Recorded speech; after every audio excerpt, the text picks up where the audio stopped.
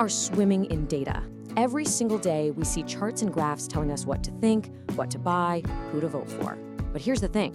What if those visuals, the ones that are supposed to make things clear, are actually designed to fool you? Well, today, we're going to learn how to spot the lies. We're going to become data detectives. You know, data visualization, when it's done right, is just magic. It can take a mountain of confusing numbers and turn it into a single, clear idea. But, and this is a big but, that same power can be flipped on its head. The very same tools that create clarity can be used to create total confusion, to cheat and to mislead. So that's the million-dollar question, isn't it? How do they do it? It's usually not about making up fake numbers. Oh no, that's amateur hour. The real pros, they use real data. They just present it in a way that tricks our eyes and messes with our perception. So in this explainer, we are going to pull back the curtain and look at their playbook. Okay, but before we can spot the fakes, we've got to do a quick refresher on the real deal. Think of this as getting to know our basic toolkit. We'll just quickly run through the 3 most common charts you see every day and what their actual job is. First step, we've got the absolute workhorse of the data world, the bar chart. Its job is incredibly simple: to compare things. That's it. You have different categories, and you want to know which one is bigger or smaller. The longer the bar, the more of that thing there is. Super intuitive. And here is a perfect, honest-to-goodness example. We're comparing profits for 2 cities, Cardiff and Norwich, over a few years. You can see it instantly, right? You don't even need to read the numbers to see which city was doing better and when. Everything's clear, the labels are there. This is a good chart. This is a helpful chart. All right, tool number 2. Let's say you don't want to compare separate things. You want to see a story unfold over time. Well, for that, you need a line chart. It literally connects the dots to show you the journey of your data. All the ups, the downs, the little wiggles, and the big picture trend. And check this out. A line chart can juggle multiple stories at once. Here, we're tracking 3 different products for a whole year. You can immediately see the trends. Product X, not doing so hot. Product Y had a really bad summer. And Product Z, slow and steady wins the race.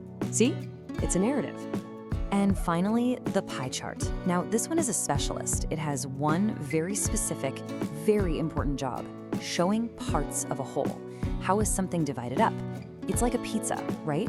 Every slice is a piece of the whole pie. And if you add up all the slices, you have to get the whole thing, 100%. Just like this. The whole circle represents all the people in the world. Each slice shows you what percentage follows a certain religion. It's a super fast way to understand proportions. But remember, and this is key, pie charts are only for showing parts of a whole. That's their one job. Okay, so we know the tools, we know the rules. Now for the fun part. Let's see what happens when people start breaking those rules. Welcome, my friends, to the Deception Playbook. We're about to expose the most common tricks people use to make data lie. Let's start with the oldest trick in the book. It's so simple, but it is brutally effective. It's called truncating the y-axis. I just call it the missing zero. It's such a small change on the page, but it has a massive, massive impact on your brain. Okay, just look at these 2 charts. On the left, our axis starts at 0, where it should. The line looks, well, pretty flat, no big deal. Now look at the chart on the right. It is the exact same data, I promise. The only thing they did was chop off the bottom and start the axis way up at 3650. And boom, all of a sudden that tiny little wobble looks like a terrifying roller coaster. You've just manufactured a crisis out of nothing. All right, next up is a trick that's all about flashy visuals. If you see a chart, especially a pie chart, that's been given the 3D treatment, a little alarm bell should go off in your head. Because 9 times out of 10, they're not trying to make it clearer, they're trying to distort it. And this is exactly why it's so misleading. Because of the perspective, the slice in the front looks way bigger than it is. It's just closer to you. And the slices in the back look smaller. That useless thickness they add also gives visual weight to some slices over others. So here's the rule. If you see a 3D chart, ignore what your eyes are telling you about the size of the slices and just read the numbers. Now, this next trick isn't so much about messing with the chart itself. It's about what they choose not to show you. It's called cherry picking. It's when someone zooms in on a tiny little window of data that looks fantastic while conveniently hiding the much bigger and usually much uglier truth. I absolutely love this quote because it paints such a perfect picture. Imagine a stock has been tanking for a year straight. A dishonest analyst can just zoom in on the one good week it had, show you that chart, and say, look, we're headed to the moon. They're not lying about that week, but they are absolutely lying by omission. Our last trick is a real sneaky one, and it abuses some pretty basic geometry. This is what happens when a designer gets bored with plain old bars and decides to use pictures instead, little icons of money bags or people. The trap isn't the icon itself, it's how they resize it. Okay, so let's break this down. Let's say budget A is twice as big as budget B.